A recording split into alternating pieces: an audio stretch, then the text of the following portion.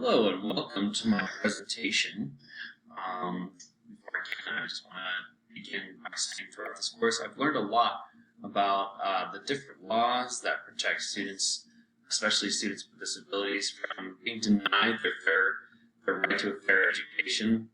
I've also learned about the 13 categories of disabilities and how Universal Design for Learning, or UDL, and multi-tiered support system, or MTSS.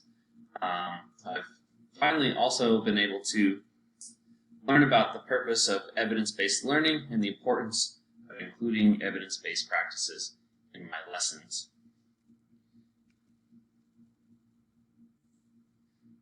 So this is my Session 5 IEP reflection project, just kind of overviewing everything I've learned throughout the course. And so before I begin, answering the prompt, I do want to give a little bit of background. This is where I teach. I'm a 6th grade science teacher at Heaton Middle School, which is located in Pueblo, Colorado. So the prompt says, locate the IEP for one student in your classroom. After reviewing the IEP, reflect on your past instruction for that student. And for the sake of my final project, I guess for my final project, I reviewed an IEP for a particular student. For the sake of anonymity, we will call the student Isaiah. Isaiah is a student who exhibits a lot more interest in academics than his peers. He has high-functioning autism, and he is in the talent pool for academics. His accommodations are extended time of assignments 1.5, and he has preferential seating, as well as small group testing. And so I kind of want to talk about what autism is and what distinguishes high-functioning autism, which is considered Asperger's syndrome, and how that distinguishes the difference between that and classic autism. And it's just less severe symptoms in the absence of language delays, which is commonly found in normal autism.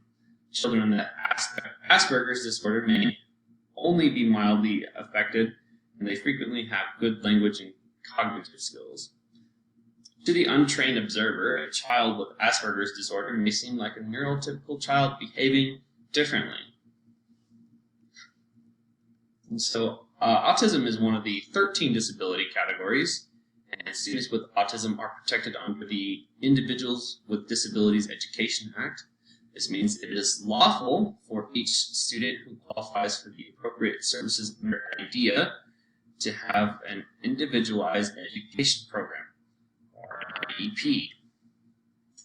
And his IEP goals are raising his hand before speaking or saying the answer to the instructor's questions. This is because he has such a strong interest in how things work and how the world works, that he has an urge to speak without raising his hand or speak when it is inappropriate. Sometimes he'll verbally express his boredom if he does not feel like the content is providing him with any useful information. And another one of his goals is stating why a person might be feeling a particular emotion. And so one of the one of my stories that I have to say about this student is he told me one time that somebody had written the N-word in the bathroom stall, and I just told him, one of the things you have to remember is hurt people hurt people. And he kind of struggled with this because the hurt people was the only thing I wrote on the board to kind of illustrate that, and he's kind of struggled with that a little bit and finally understood it.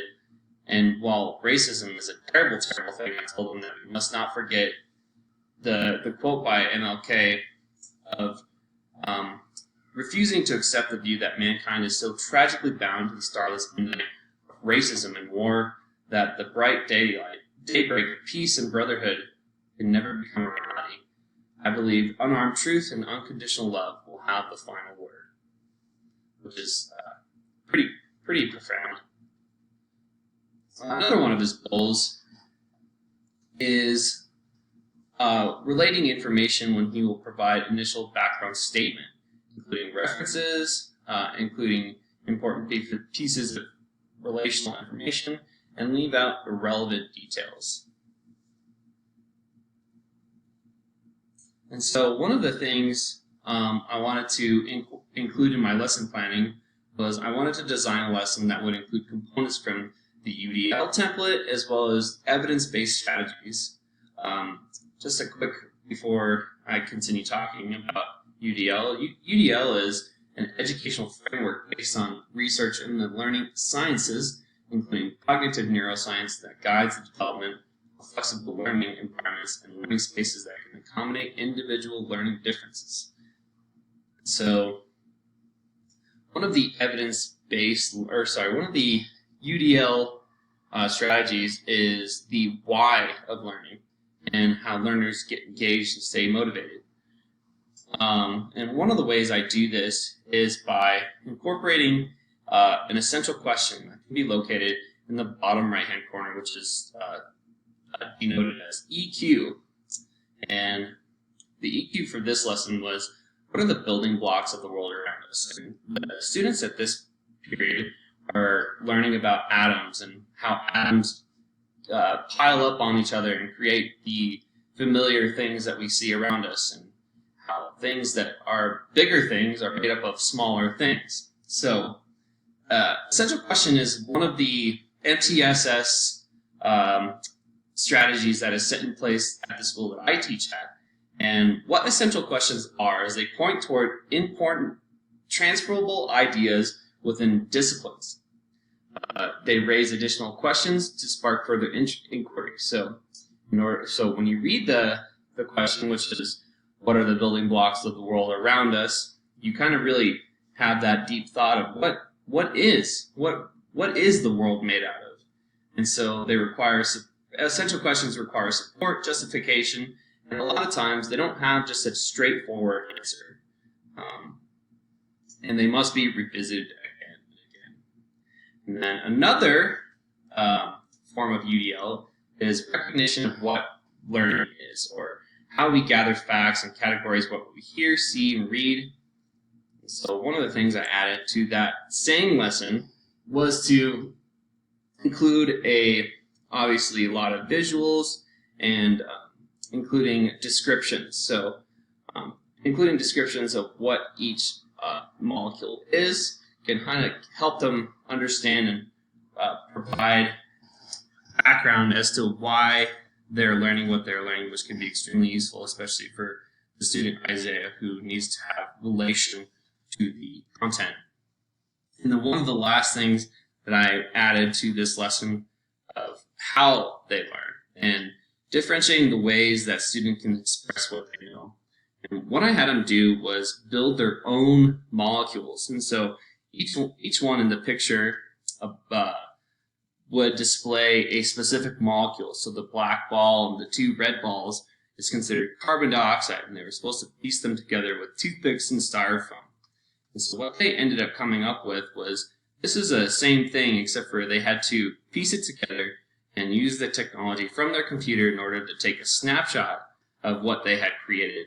And so this is a really good way of incorporating universal design for learning. So another thing he was really interested in was cars. He's a really, really big car guy. He always talks about cars. And so what I included in this lesson was nitrous oxide, which is kind of something that car guys use to make their car go faster. I don't know if you've ever seen the movie Fast and the Furious, but they use this, and he got a really good lesson out of it. And he said he really enjoyed piecing things together, and he said he really enjoyed the information that I had to offer and felt like it was relevant. So these are my references for evidence-based strategies, which I incorporated in the lesson mentioned in this presentation. Thank you so much. Hope you enjoyed.